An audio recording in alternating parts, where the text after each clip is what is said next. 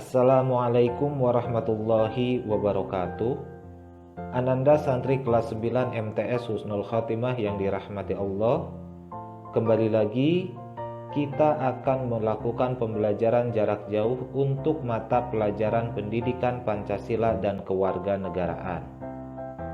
Di kesempatan pertemuan kedua di semester 2 ini, kita masih tetap akan membahas materi bab 3 yang berjudul Bentuk dan Kedaulatan Negara sesuai Undang-Undang Dasar Negara Republik Indonesia tahun 1945.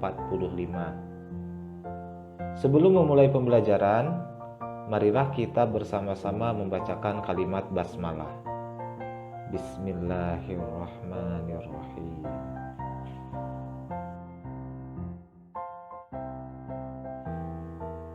Setelah di pertemuan pertama kemarin kita sudah membahas poin A, yaitu tentang hakikat kedaulatan.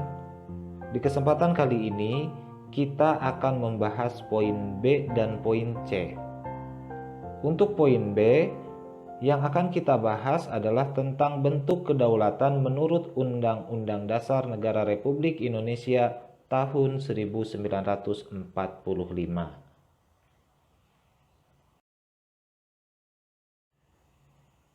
Dari subjudul poin B ini, materi pertama yang akan kita bahas adalah tentang bentuk negara.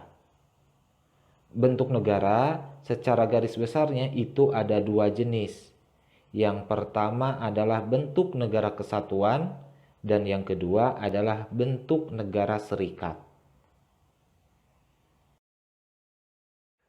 Mari kita bahas yang pertama, yaitu tentang bentuk negara kesatuan. Di dalam sebuah negara kesatuan, kedaulatan negara bersifat tunggal dan di dalamnya tidak terdapat negara bagian. Di dalam negara kesatuan juga, pemerintah pusat menjadi pemegang otoritas tertinggi. Dan wilayah-wilayah administratif yang ada di bawah pemerintah pusat hanya menjalankan kekuasaan yang dipilih oleh pemerintah pusat tersebut untuk didelegasikan kepada wilayah-wilayah administratifnya. Contoh wilayah administratif itu semisal provinsi, kabupaten, bahkan desa. Contoh negara yang menggunakan bentuk kesatuan yaitu Spanyol, Brunei Darussalam, dan tentunya negara kita, Indonesia. Di dalam menjalankan pemerintahannya, negara kesatuan dapat dibedakan menjadi dua macam. Yang pertama ada yang menggunakan model sentralisasi dan yang kedua ada yang menggunakan model desentralisasi. Jadi yang harus kita ingat, dalam bentuk negara kesatuan tidak ada yang namanya negara-negara bagian yang memiliki kedaulatan sendiri-sendiri. Berikutnya, mari kita bahas tentang apa itu sentralisasi dan apa desentralisasi.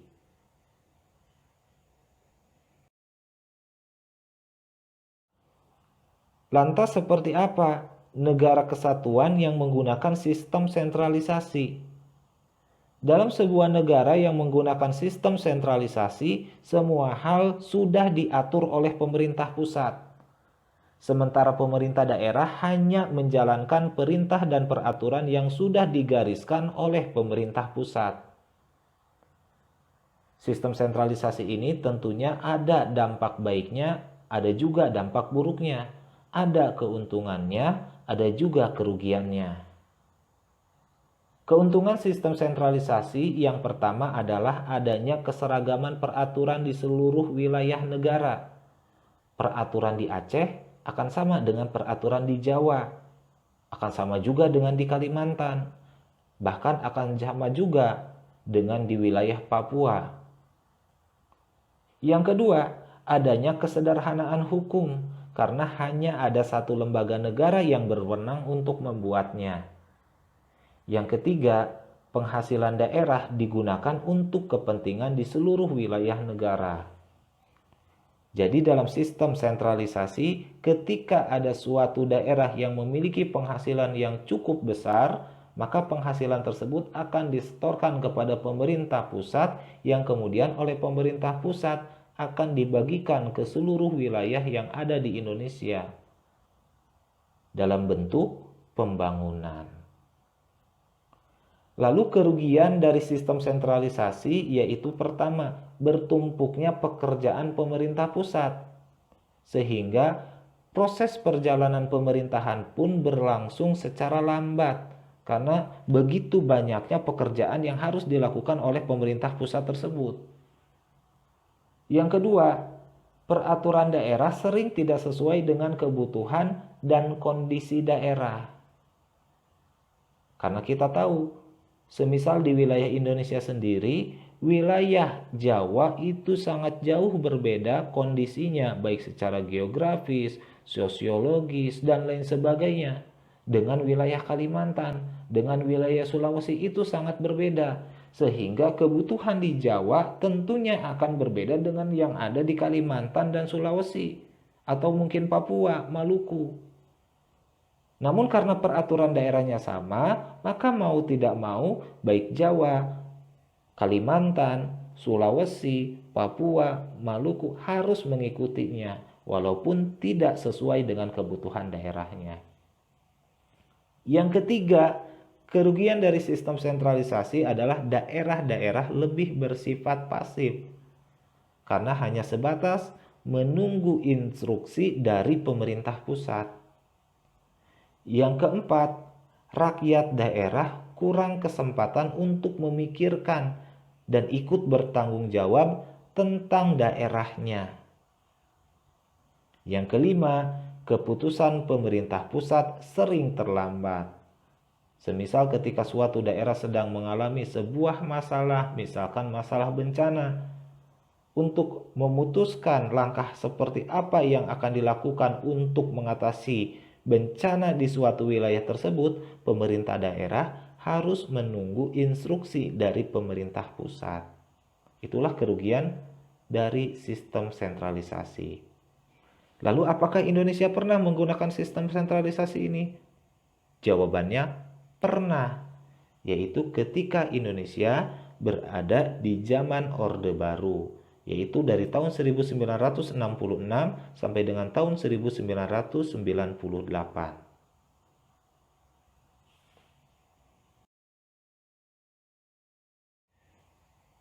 Setelah tadi kita mempelajari tentang negara kesatuan yang menganut sistem sentralisasi, sekarang kita akan mempelajari tentang negara kesatuan yang menganut sistem desentralisasi. Dalam sebuah negara yang menganut sistem desentralisasi, pemerintah pusat sebagai pemegang kekuasaan tertinggi dalam negara memberikan sebagian kekuasaannya kepada daerah untuk mengatur dan mengurus rumah tangga daerahnya sendiri. Keikutsertaan daerah untuk mengatur dan mengurus rumah tangganya sendiri ini disebut dengan hak otonom. Sistem desentralisasi sama seperti sistem sentralisasi yang memiliki kelebihan dan kekurangan, keuntungan dan kerugian. Keuntungan pertama dari sistem desentralisasi yaitu pembangunan daerah berkembang sesuai ciri khasnya. Karena apa? Daerah memiliki kebebasan untuk menggali potensi dari daerahnya masing-masing tanpa harus dicampur tangani secara ketat oleh pemerintah pusat yang terkadang pemerintah pusat itu sendiri tidak paham betul dengan kondisi dari daerah. Yang kedua, peraturan daerah sesuai dengan kebutuhan dan kondisi daerah. Ketiga, tidak bertumpuknya pekerjaan pemerintah pusat. Hal ini dikarenakan dalam beberapa tugas-tugas tertentu itu sudah didelegasikan, sudah diberikan hak kepada masing-masing daerah untuk mengaturnya sendiri. Yang keempat, partisipasi masyarakat dalam pembangunan daerah meningkat. Kelima, penghematan biaya karena sebagian anggaran ditanggung oleh daerah. Lalu kerugian dari sistem desentralisasi adalah adanya ketidakseragaman peraturan dan kebijakan serta kemajuan pembangunan.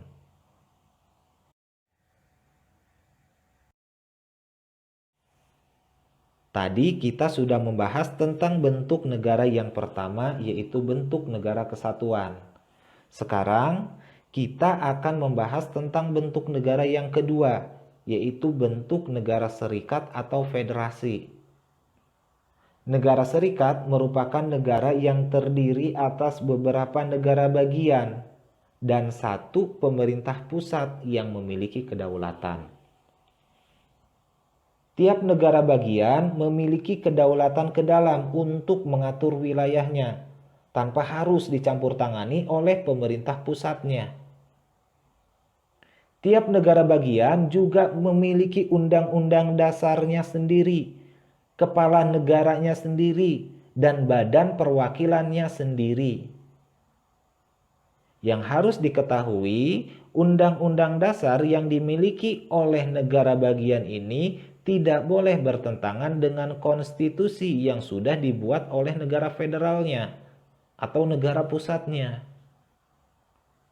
Dan yang kelima, kekuasaan pemerintah pusat menyangkut hanya pada urusan luar negeri, semisal kerjasama antar negara. Terbatas juga pada bidang pertahanan dan keamanan, menjaga kedaulatan dan keamanan negaranya. Dalam bidang keuangan, semisal pengaturan tentang mata uang, dan juga dalam hal peradilan. Adapun contoh negara yang menggunakan bentuk serikat yaitu Amerika Serikat, India, dan Rusia.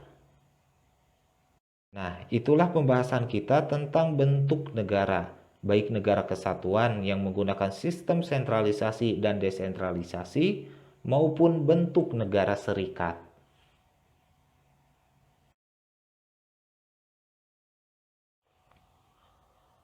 Setelah tadi kita mempelajari tentang jenis bentuk negara secara umum, dalam pembahasan ini kita akan membahas tentang bentuk negara Indonesia menurut UUD 45. Dalam UUD 45 pasal 1 ayat 1 disebutkan bahwa negara Indonesia ialah negara kesatuan yang berbentuk republik. Jadi dari pasal 1 ayat 1 ini kita bisa tahu negara Indonesia itu bentuknya kesatuan, bukan serikat atau federal, yang berarti di Indonesia tidak ada yang namanya negara-negara bagian.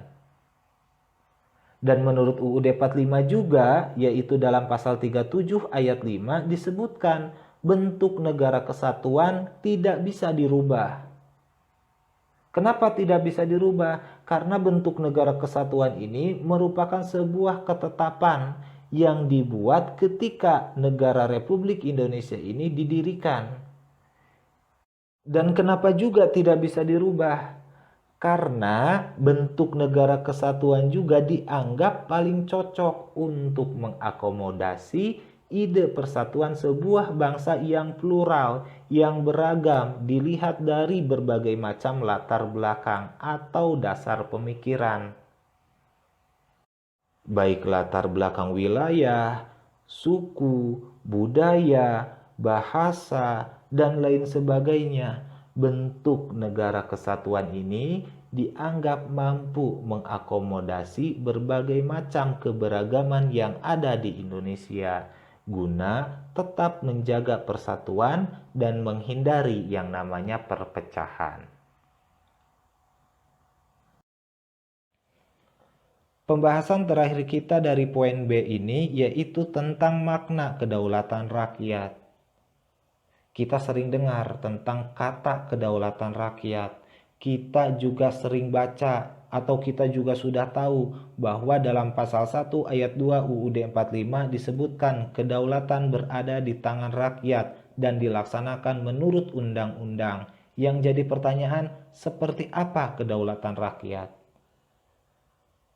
Singkatnya seperti ini, kedaulatan rakyat adalah kekuasaan tertinggi dalam sebuah negara ada pada rakyatnya. Jadi rakyatlah yang memegang otoritas tertinggi dalam sebuah masyarakat dan negara. Dalam praktiknya, kedaulatan rakyat ini menggunakan prinsip pemerintahan dari rakyat, oleh rakyat, dan untuk rakyat.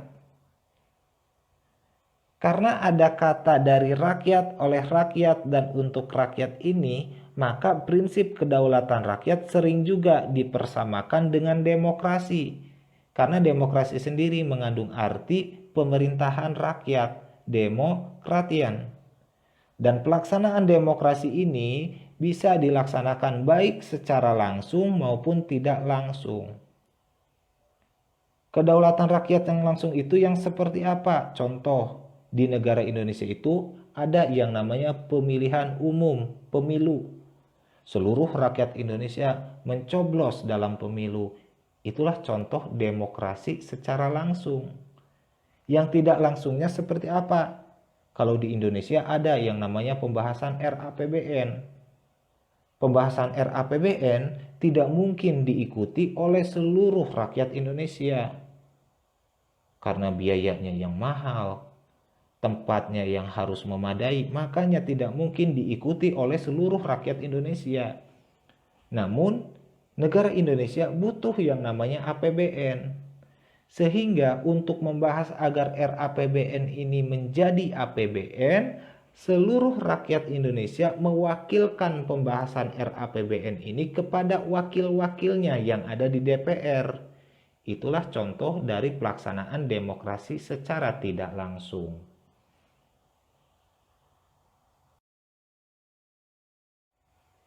Pembahasan terakhir yang akan kita bahas dalam kesempatan ini yaitu poin C, tentang prinsip-prinsip kedaulatan menurut Undang-Undang Dasar Negara Republik Indonesia tahun 1945.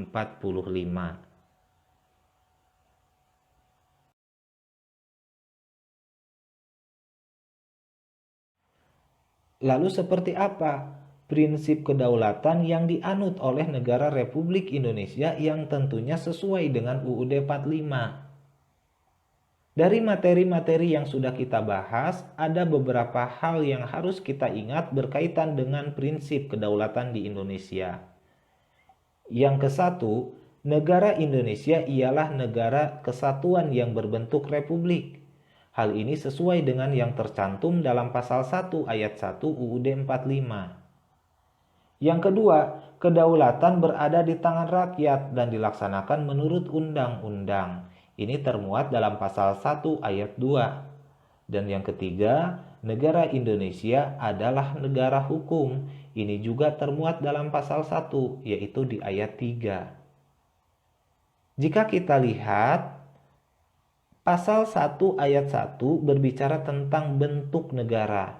Bentuk negara Indonesia adalah negara kesatuan.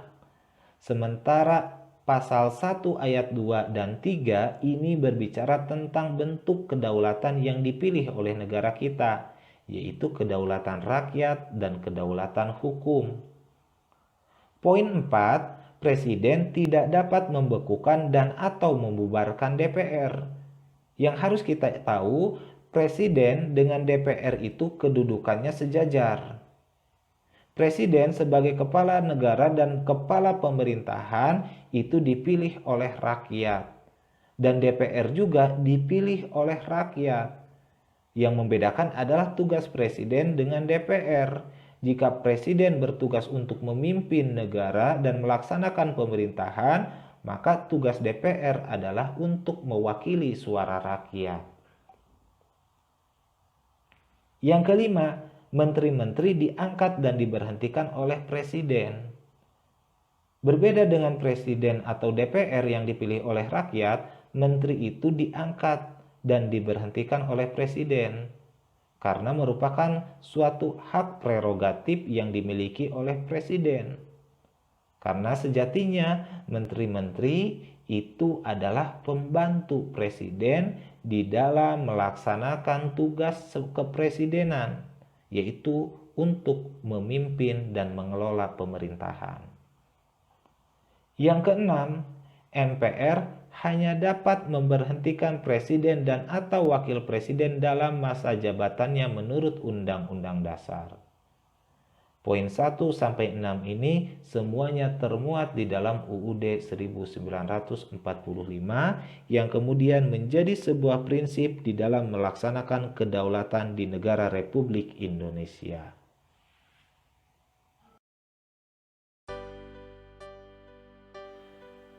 Demikianlah pembahasan kita di kesempatan kali ini. Semoga bermanfaat bagi antum di dalam memahami materi tentang bentuk kedaulatan menurut Undang-Undang Dasar Negara Republik Indonesia tahun 1945. Serta untuk memahami juga tentang prinsip-prinsip kedaulatan menurut UUD 1945. Demikian. Billahi taufiq walhidayah. Wassalamualaikum warahmatullahi wabarakatuh.